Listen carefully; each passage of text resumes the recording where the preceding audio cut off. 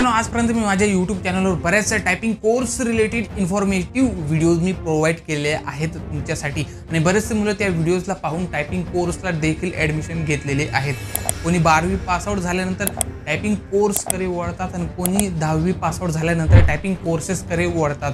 तर मग ते कोर्सेस कंप्लीट केल्यानंतर त्यांच्या मनात एक प्रश्न येतो की टायपिंगच्या बेसिसवर आपल्यासाठी कोणकोणते जॉब अपॉर्च्युनिटीज अवेलेबल आहेत, गव्हर्नमेंट सेक्टरमध्ये असो किंवा प्रायव्हेट सेक्टरमध्ये असो।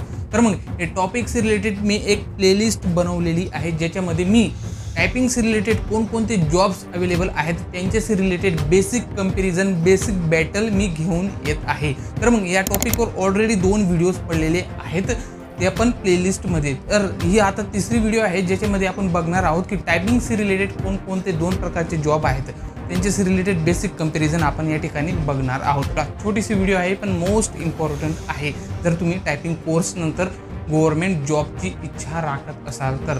मित्रांनो, तुम्ही जर 12वी कंप्लीट केलेली असेल आणि प्लस तुमच्याकडे जर कम्प्युटर टायपिंग स्किल जर असेल तर गव्हर्नमेंट पोस्ट तुमच्यासाठी अवेलेबल आहेत। पहिली आहे CISF हेड कॉन्स्टेबल मिनिस्ट्रियल आणि दुसरी आहे CRPF head constable ministerial. CISF head कॉन्स्टेबलचे मुख्य उद्देश किंवा त्या संस्थाचे मुख्य काम आहे कोणत्या पण गव्हर्नमेंट संस्थांचे किंवा सार्वजनिक जे काही स्थान आहेत त्यांची सुरक्षा व्यवस्थापित करण्याचे आहे। परिसराचे निरीक्षण करणे, सुरक्षा तपासणी करणे आणि आणीबाणीच्या वेळेत त्वरित प्रतिसाद देणे हे त्यांची दैनंदिन भूमिका आहे। याच्यानंतर बघूया CRPF हेड कॉन्स्टेबल मिनिस्ट्रियल। मित्रांनो, CRPF ची रिस्पॉन्सिबिलिटी कायदा आणि सुव्यवस्था राखण्याची आहे। त्यांच्या निर्देशाने दंगली, हिंसाचार यांसारख्या गोष्टींवर नियंत्रण चांगल्या प्रकारे ठेवता येते।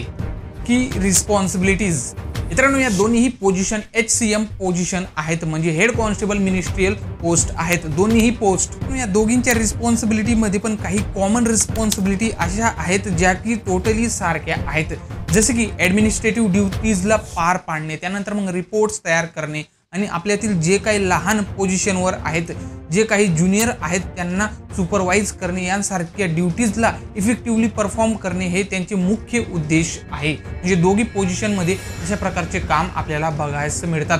ऑफिस वर्कचे काम आपल्याला जास्त करून या ठिकाणी बघायला मिळते। तर मित्रांनो, या दोन्ही पोस्टमध्ये जर चॅलेंजिंग सिच्युएशनची जर गोष्ट केली तर या दोन्ही भूमिकांमध्ये बऱ्याच प्रकारचे आव्हाने आहेत, जसे की सुरक्षितेचे धोके, कायदा आणि सुव्यवस्थेची परिस्थिती आणि अनपेक्षित म्हणजे इमर्जन्सी सिच्युएशनमध्ये क्विक डिसिजन पण घ्यावे लागते आणि हीच आव्हाने त्यांच्या लीडरशिप आणि डिसिजन मेकिंग स्किलची चाचणी घेतात। या दोन्ही पोस्टची जर इम्पॉर्टन्स जर बघायला गेली तर CISF आणि CRPF या दोन्हीही फोर्स आपल्या देशाच्या सुरक्षेमध्ये महत्त्वपूर्ण भूमिका पार पाडतात। त्यांचे डेडिकेशन, डिसिप्लिन आणि बलिदान आपल्या देशाला आणि आपल्याला सुरक्षित ठेवते। याच्यानंतर आपण बघूया की या दोन्ही पोस्टसाठी एलिजिबिलिटी क्रायटेरिया आणि एज्युकेशन क्वालिफिकेशन काय असते। तर मित्रांनो, तुम्ही नेहमी विचार करत असतात ना की 12वी पास आउट झाल्यानंतर जर तुम्ही टायपिंग कोर्स कंप्लीट केला तर मग टायपिंगच्या बेसिसवर आणि 12वीच्या बेसिसवर आपल्याला गव्हर्नमेंट सेक्टरमध्ये कोणकोणत्या जॉब अपॉर्च्युनिटीज बघायला मिळणार।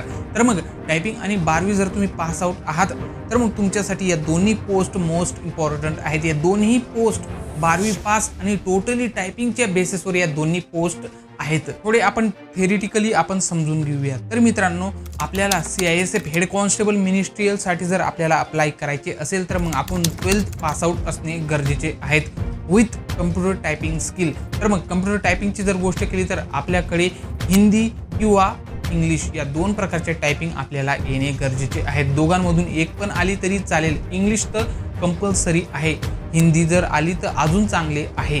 तर मग या दोन्ही टायपिंग जर आपल्याकडे असेल त्यानंतर मग आपली एज लिमिट 18 ते 25 वर्षाच्या अंतर्गत आपली एज लिमिट असणे गरजेचे आहे। तर मग यांसारख्या गोष्टी जर आपल्याकडे असतील तर मग आपण या पोस्टसाठी सहजपणे अप्लाय करू शकतो। त्यानंतर मग CRPF हेड कॉन्स्टेबल मिनिस्ट्रियलचे जर एलिजिबिलिटी क्रायटेरिया जर बघायला गेले तर याच्यामध्ये पण सेम क्वालिफिकेशन आहे, एलिजिबिलिटी क्रायटेरिया आहे, जसे की 12वी पास म्हणजे 12th पास आउट आपण असणे गरजेचे आहे। टायपिंगची स्किल आपल्याकडे असणे गरजेचे आहे। इंग्लिश टायपिंग कंपल्सरी आहे, हिंदी आली तर अजून चांगले, नाही आली तर तरी पण ठीक, पण आपल्याकडे या 2 प्रकारचे टायपिंग स्किल असले पाहिजे। तर मग त्याच्यानंतर एज लिमिटची जर गोष्ट केली तर आपल्याला 18 ते 25 वयाच्या अंतर्गत आपली एज असणे गरजेचे आहे।